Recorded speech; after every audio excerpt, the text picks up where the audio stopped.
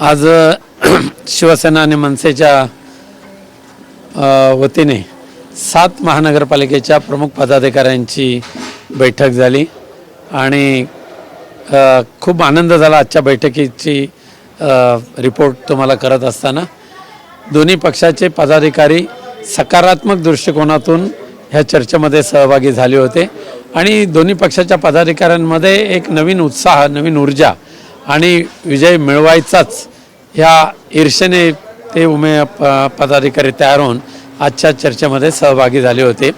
एक त्या 2-3 दिवसामध्ये अंतिम चर्चा होऊन दोन्ही बाजूच्या जागा वाटप जे असतील हे आम्ही दोन्ही पक्षप्रमुखांना त्याचा रिपोर्ट सादर करू। एक विषय असा देखील आहे की एकीकडे तुमच्या दोन पक्षांची चर्चा सुरू आहे, दुसरीकडे महाविकास आघाडीमध्ये हे सगळे पक्ष सामील होणार की मनसे वेगळी लढणार, काय नेमकं ते अजूनही चित्र स्पष्ट होत नाही। महाविकास आघाडीचं काय होतंय त्याचं आम्हाला देणं घेणं आता राहिलेलं नाही आहे, पण शिवसेना आणि मनसे ही मात्र एकत्रित येऊनच लढणार हे निश्चित झालेलं आहे।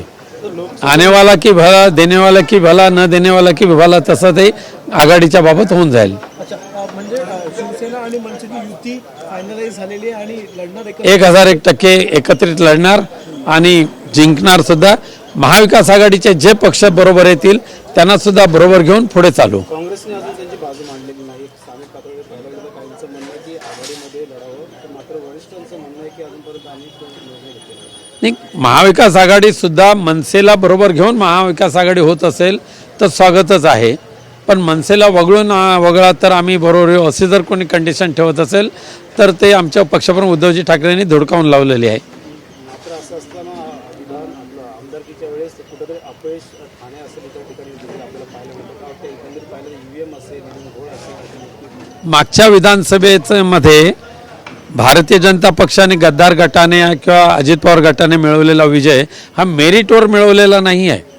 निवडणुकीमध्ये म्हणजे सत्तेचा दुरुपयोग करायचा, प्रशासनाचा दुरुपयोग करायचा आणि पैशाचं वारेमाप वाटप करायचं आणि भ्रष्ट निवडणूक यंत्रणा वापरून मतदारांचा झोलझाल करून त्यांनी अनेक गैरप्रकाराने ही निवडणूक लढवली आणि जिंकलेली आहे।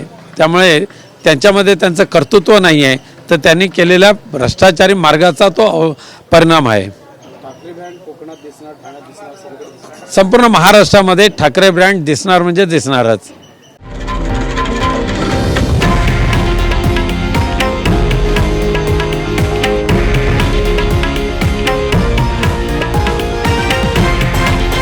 हे आहे देशातील नंबर 1 न्यूज नेटवर्क आणि आपण पाहत आहात TV9 मराठी, एकमेव।